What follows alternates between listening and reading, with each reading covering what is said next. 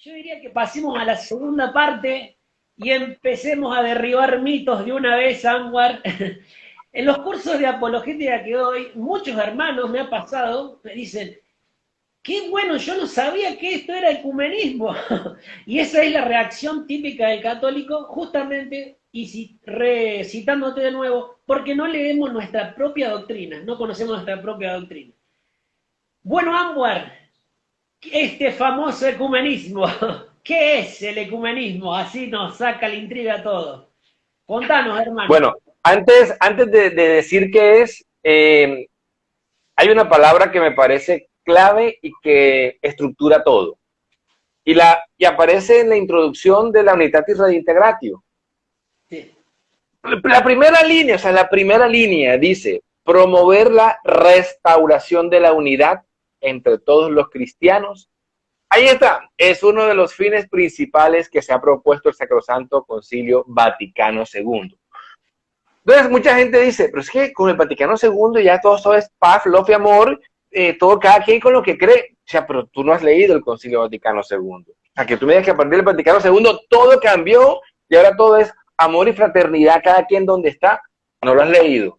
Porque aquí dice que promover la restauración. Por eso digo, la palabra clave aquí para entender el ecumenismo es la palabra restauración. Y es comprometer todos los esfuerzos necesarios desde la fe católica para restaurar la unidad, lo que implica traer de vuelta al que se fue. Yo lo resumo así. Todos los esfuerzos necesarios para traer de vuelta al que se fue. No es restaurar como dos partes que se separaron y que las dos son 50 y 50. Entonces, juntas es que sirven. No, porque la iglesia sigue siendo el cuerpo de Cristo, pero es el mismo deseo para atraer de vuelta a aquellos que sabemos que sin la iglesia, como dirá el documento, no disponen de la plenitud de los medios salvíficos. Genial. Entonces, si quiere el camino difícil, váyase. Pero si quiere el camino completo y fácil, quédese y aprenda a amar su iglesia. Amén, amén, amén, amén. Bueno, hermanos, y para agregar a lo que dice Anwar y para despejar un poquito por ahí las confusiones que yo puse a propósito, el ecumenismo es el diálogo basado en la verdad con los hermanos cristianos. No es con el islamita, no es con el budista, eso pasa a ser diálogo interreligioso.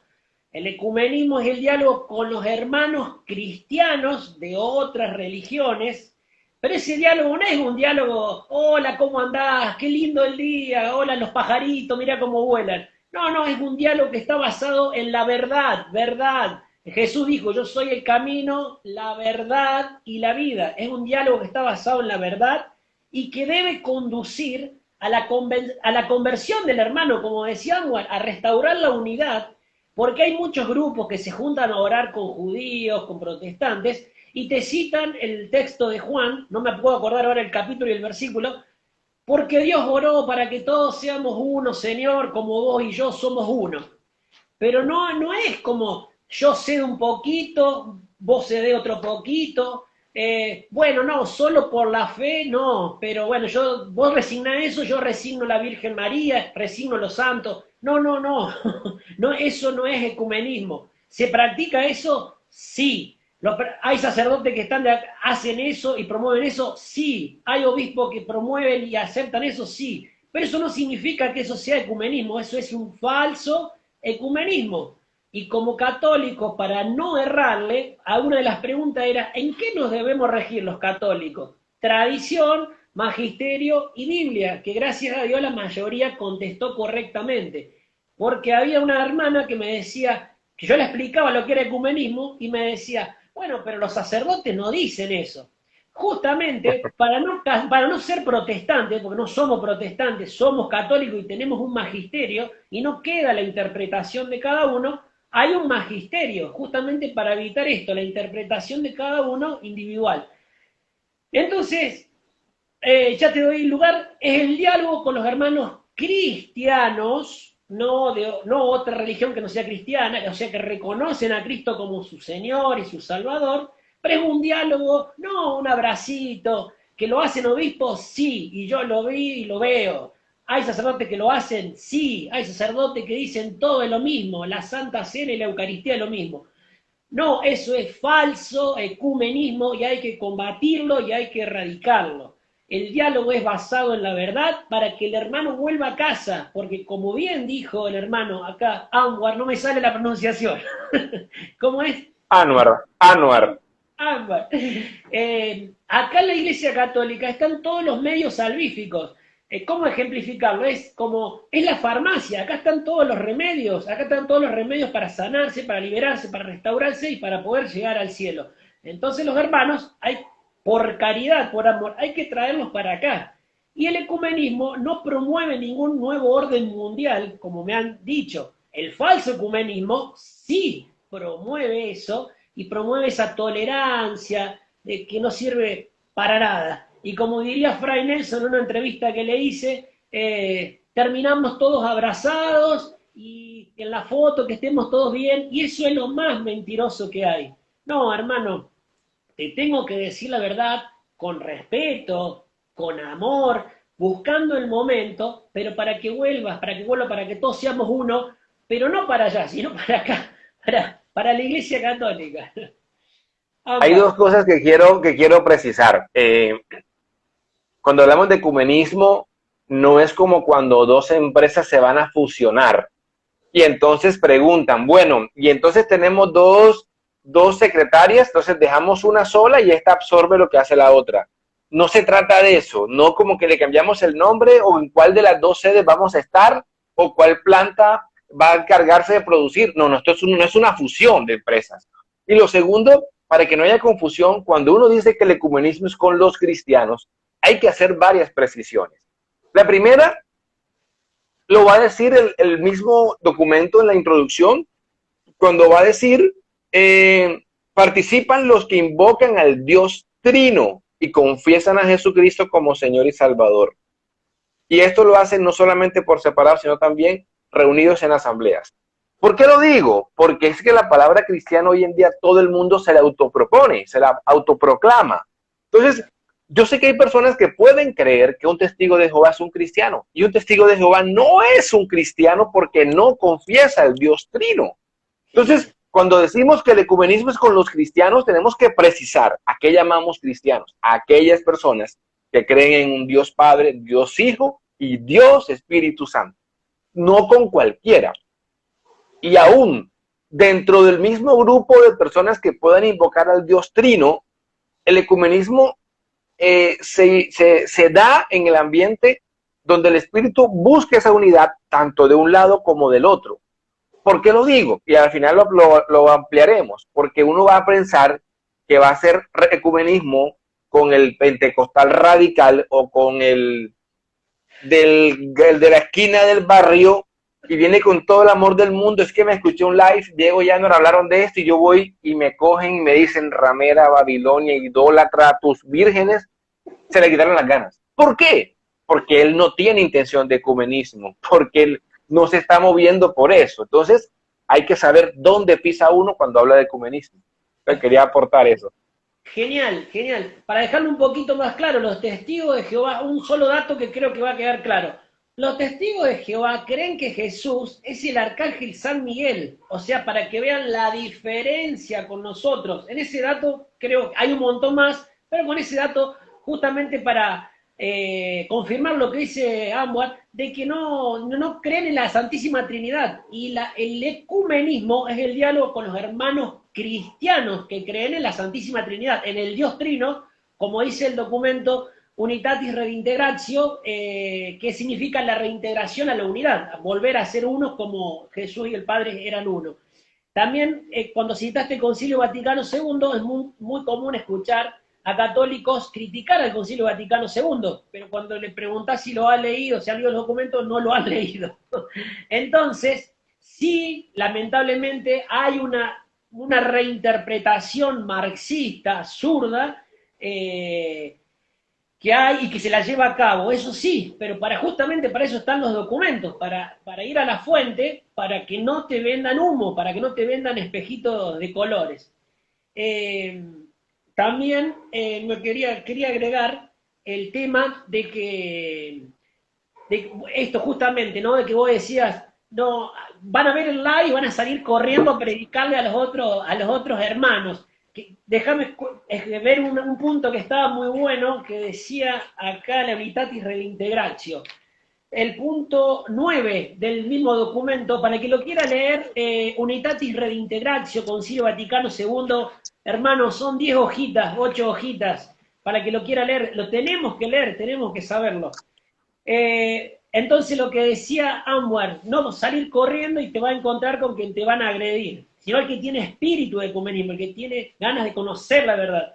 Y dice el punto 9, arranca así: conviene conocer la disposición de ánimo de los hermanos separados, porque hay un pecado entre los apologistas que es, citan a San Pablo, no, predica a diestra y siniestra, predica todo el tiempo, y quieren estar en una marcha a favor, perdón, en contra de que se legalice el aborto, y están pensando en predicarles. No, hermano, conviene conocer la disposición de ánimo de los hermanos separados. Lo hacemos bíblicamente, no le tiren perlas a los cerdos. O sea, es al que está dispuesto a escuchar la verdad.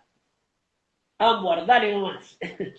Mira, quisiera aprovechar, aquí hay una pregunta que está haciendo Gaspar, y la pregunta tiene que ver sobre aquellos cristianos que consideran que el Padre, Hijo y Espíritu son diferentes formas en que se manifiesta Dios.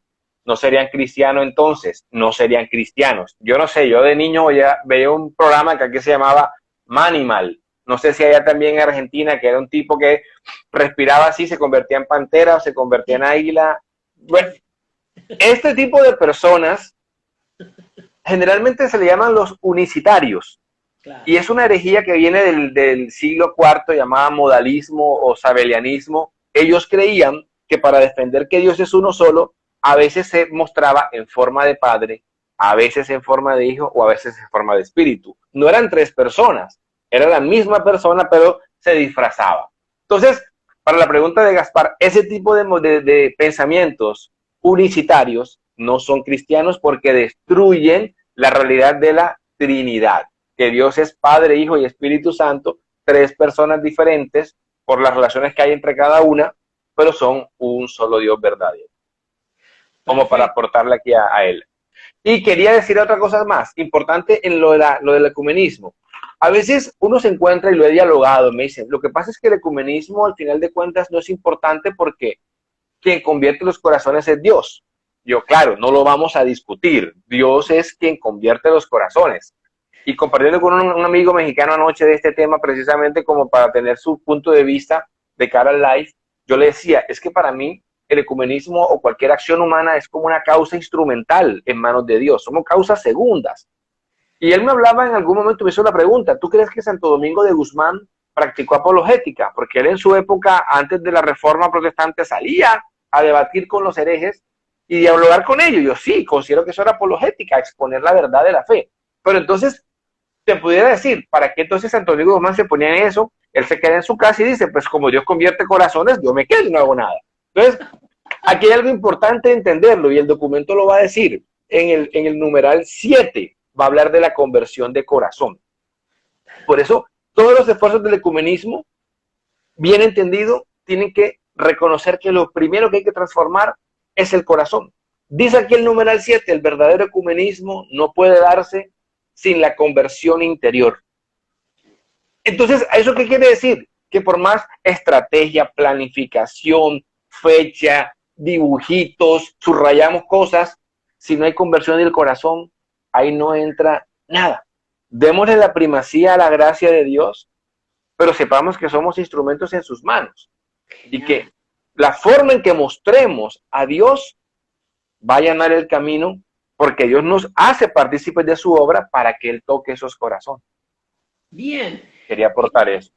¿Y cómo sabemos, cómo una medida para saber si tenemos una conversión de corazón? Bueno, yo me cito Hechos de los Apóstoles. No podemos callar lo que hemos visto y oído. Los apóstoles transpiraban, tenían adicción por transmitir a Cristo, porque habían encontrado la felicidad y no se la podían guardar y se la querían transmitir a otros. En estos días hablaba con una hermana y le digo, pero entonces le digo, después de explicarle lo que es ecumenismo, le digo, pero vos no querés que se conviertan los protestantes, porque los protestantes, especialmente los católicos que se han ido, no los que han nacido de cuna protestante, sino los católicos que se han ido, tienen un tremendo pecado que poco se nombra, porque se habla poco del pecado, ahora todo Dios es amor, Dios es misericordia, que es el pecado de apostasía, es un pecado mortal que es irte de la iglesia católica. Entonces los católicos que se han ido no están comulgando y están en pecado mortal porque ellos no se confiesan, porque ellos dicen que se confiesan directamente con Dios. Entonces, hermano, si no te mueve la caridad para sacar a alguien del engaño y que la mayoría paga diezmo y paga ofrenda y paga plata, si no te mueve la caridad, entonces, ¿de qué conversión profunda y de amor estamos hablando? Evidentemente, falta conversión. Y, genial, vos que ya citaste el punto 7 del documento Unitatis Reintegratio, te lo avalo un poquito con Biblia. ¿Por qué? Porque una de las preguntas yo decía si el ecumenismo tenía bases bíblicas y sorprendentemente la mayoría contestó que sí. Entonces, a lo que decía acá el hermano, no, si es Dios el que va a cambiar los corazones, que evidentemente es el Espíritu, pero nosotros, con la parábola del sembrador, nosotros tenemos que tirar la semilla. A nosotros se nos va a pedir cuenta si tiraste la semilla, no al resultado de la semilla, pero sí si tiraste la semilla. Entonces, de acuerdo. Claro, Santiago 5 del 19 al 20 dice, hermanos, si alguno de ustedes se extravía lejos de la verdad, es decir, el hermano católico engañado que se fue a otro, encaja justo, si alguno de ustedes se extravía lejos de la verdad y otro lo hace volver, sepan que el que aparta a un pecador de su mal camino, está en pecado de apostasía, el que salva a un pecador de su mal camino, salva un alma de la muerte y hace olvidar muchos pecados. Lo junto con Ezequiel capítulo 3, lo resumo. Si alguien está en pecado y no le avisa, dice el Señor, sí, a él le haré pagar ese pecado, pero a vos también por no avisarle. Ahora, yo si le aviso y él no se convierte, vos quedás limpio, vos quedás libre de culpa. Él pagará, pero vos quedás libre de culpa. Pero si vos le avisás y él se vuelve, también a vos se te perdonarán muchos pecados, lo mismo que dice Santiago. Entonces, hermanos, si no nos mueve la caridad por sacar al hermano del error, por lo menos háganlo porque les conviene para uno, para borrar pecados propios. Como dice Dios, por lo menos porque les convenga a ustedes. Dale, De acuerdo. De acuerdo, así es el punto. La misión nuestra es que hay gente que no emprende el camino por un falso respeto. Y aquí quiero tocar algo y son las obras de misericordia. Miren, pasó el año de la misericordia, fue hace un par de años y ni siquiera nos dejó para que nos las aprendiéramos.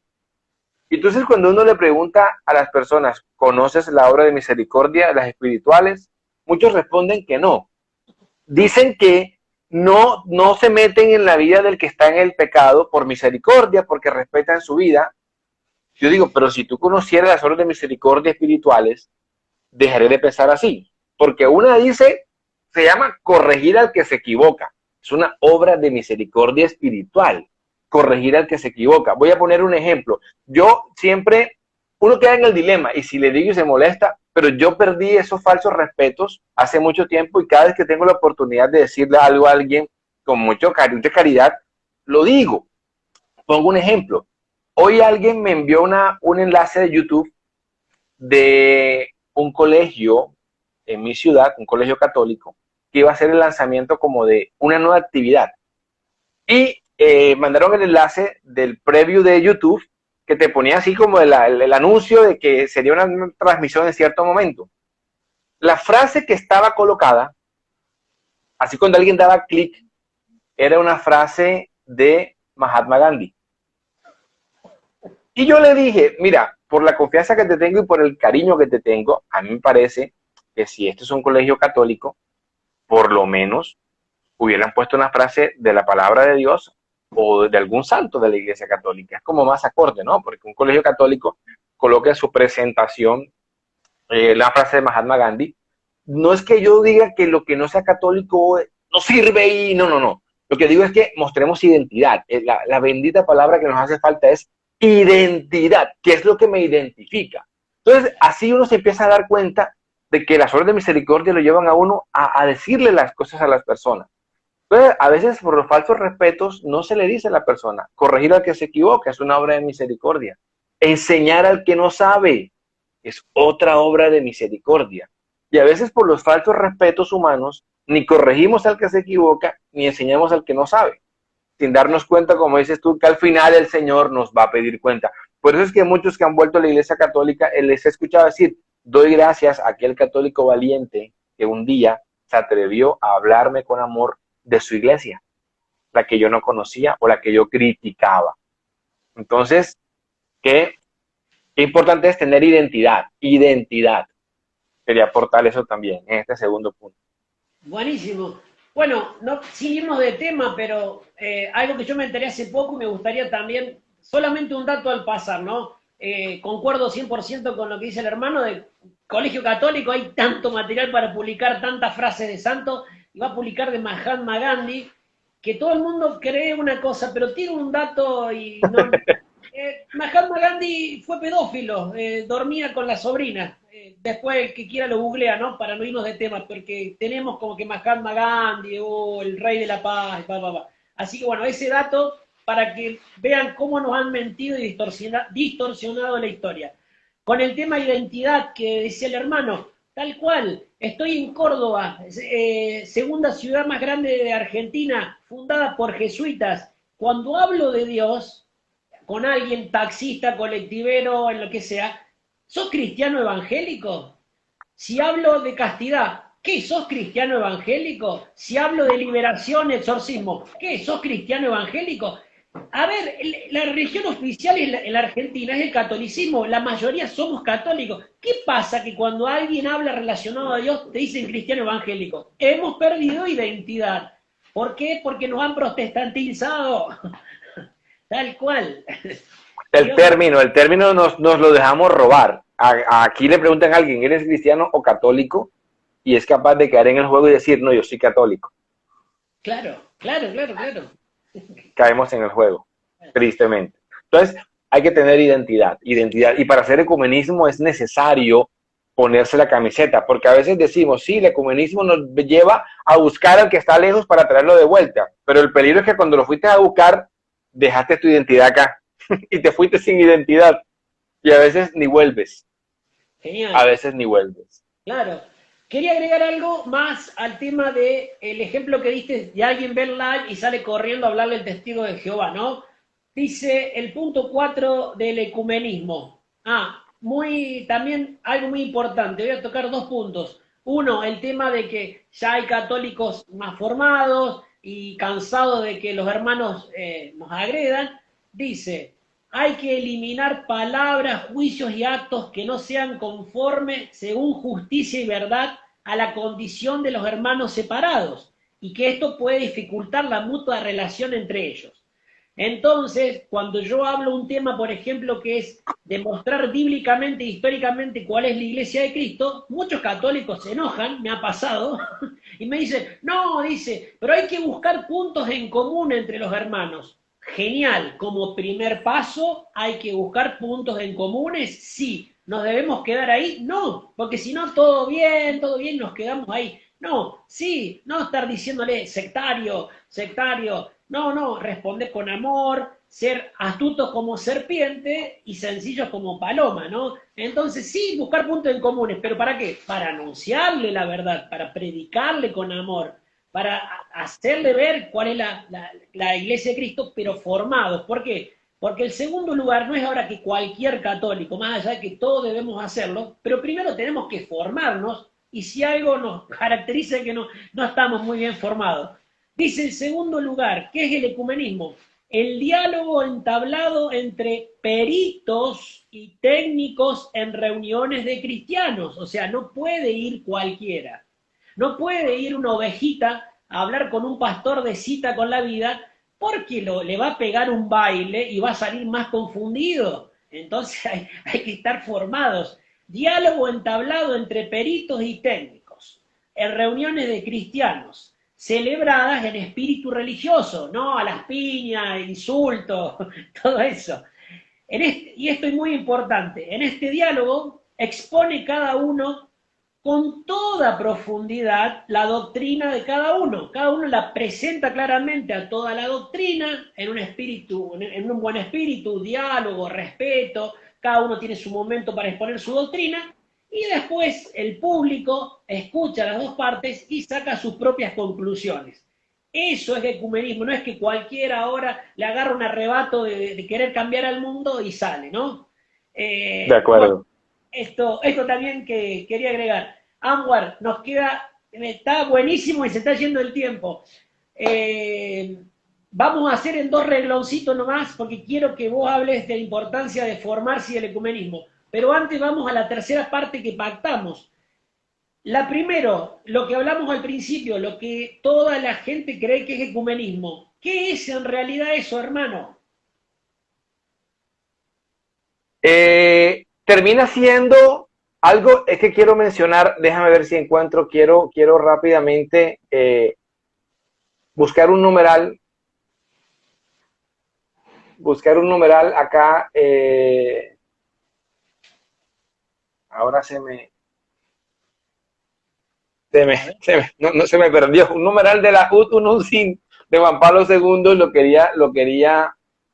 quería encontrar, pero bueno, parece que no lo tengo aquí a la mano ahora. Ok, aquí está. Aquí dice Juan Pablo II dice, basándose en una idea que el mismo Papa Juan XXIII había expresado en la apertura del concilio, el decreto sobre el ecumenismo menciona el modo de exponer la doctrina entre los elementos de la continua reforma. No se trata, en este contexto, de modificar el depósito de la fe, de cambiar el significado de los dogmas, de suprimir en ellos palabras esenciales, de adaptar la verdad a los gustos de una época, de quitar ciertos artículos del credo con el falso pretexto de que ya no son comprensibles hoy. La unidad querida por Dios solo se puede realizar en la adhesión común al contenido íntegro de la fe revelada. Es decir, lo que llamarán el falso irenismo. Ese de que, como tú decías, no oremos de María porque es que se resiente. Entonces, si tú empiezas a echarle tijera a aquello en lo que no están de acuerdo contigo, ¿qué te termina quedando? Ese cuento de que busquemos lo que nos une, claro, como punto de partida, pero luego hay que ir a hacer un avance, porque si empezamos a hablar de lo que nos nada más creemos, entonces hablar de la gracia la vemos diferente, hablar de la Eucaristía la vemos diferente, hablar de la palabra de Dios la vemos diferente, hablar del mismo Jesucristo lo vemos diferente, porque yo voy a decir Jesús nació de una mujer virgen que fue la madre de Dios, no lo fue. O sea, donde te quieras ir a meter, vas a encontrar dificultades si lo que te importa es ser políticamente correcto. Lo que va a decir aquí es eso, ir a la verdad, pero sin renunciar a lo que creemos. Entonces, hoy en día la gente piensa que para hacer ecumenismo hay que soltar la verdad y decir únicamente aquello que no molesta o no resiente. Bien, perfecto. Eso es lo que yo creería. El falso irinismo es eso, es olvidar que no vamos a maquillar dogmas, no vamos a recortar lo que creemos, ni a decirlo porque no se resienten. No, Claro. es la verdad, exacto, es lo que quería como aportar. Genial, genial. Entonces, hermanos, lo que la gran mayoría cree que es ecumenismo es falso ecumenismo, y si le vamos a poner un nombre bien grande es irenismo, que viene de la diosa Irene, que significa pacifismo. Y un poquito de historia, Erasmo de Rotterdam, él es el creador de este movimiento porque él quería unir católicos y protestantes, pero esto es un veneno más del modernismo para destruir la Iglesia Católica. Y como decía muy bien el hermano, es todo tolerancia, todo diálogo, todo llevemos bien, pero resignando. Yo resigno esto, vos resignas esto, entonces todos nos llevamos bien, todo paz y amor, y nunca le predicamos. Y Jesús le dijo a los apóstoles, vayan y prediquen el Evangelio. No dijo, llévense bien. Jesús a los fariseos no le decía, y bueno, no, vos viví tu fe como quieras, nos llevamos bien. Jesús en el monte, cuando estaba con el demonio, que se tiraban citas bíblicas, no le dijo, bueno, don Satán, bueno, patemos acá y nos llevamos bien y nos vamos a tomar una Coca-Cola. No, hermano, no le faltó el respeto, lo trató con amor, pero le dijo la verdad. Juan el Bautista, al emperador, a Herodes, no le dijo, y bueno, estás cometiendo adulterio, pero bueno, todo bien, Herodes, no hay problema, pasemos al palacio a comer. No, Juan el Bautista dio su cabeza y delante del pueblo le decía que estaba cometiendo adulterio al emperador, nada más y nada menos. Entonces, hermanos, saquémonos el chip del falso ecumenismo. Hay que llevarse bien con los hermanos, sí, como punto de partida, como decía el hermano, pero para anunciarle el evangelio, para que volvamos a hacer la unidad que Dios quiere. De Hermanito, acuerdo. y, Y quería incluir también a Pablo. Pablo entraba a las sinagogas y instaba, dice la palabra, me acuerdo mucho ese verbo, instando a judíos y paganos a conocer la verdad. Los claro, instaba, es eso, a claro, traerlos. ya que citaste Pablo, me encanta el texto bíblico, uno de mis preferidos, cuando predican el Areópago. Eh, Mm, Pablo era súper instruido y los griegos eran los más cultos de ese momento y no fue a la biblioteca a compartir conocimientos y a leer, no, astuto como serpiente y sencillo como paloma, vio la oportunidad del Dios desconocido y les predicó la verdad, no se fue a bailar con ellos. Vamos, hermano, ecumenismo es otra cosa, no nos dejemos. ¿Hay sacerdotes que practican el falso ecumenismo? ¿Hay obispos que practican el falso ecumenismo? Sí, lamentablemente, sí, porque yo lo he vivido, porque se ve, porque la iglesia está en crisis, no lo vamos a negar, pero para eso están los documentos y vayamos y corrijamos a esos mismos pastores nuestros que están en el error.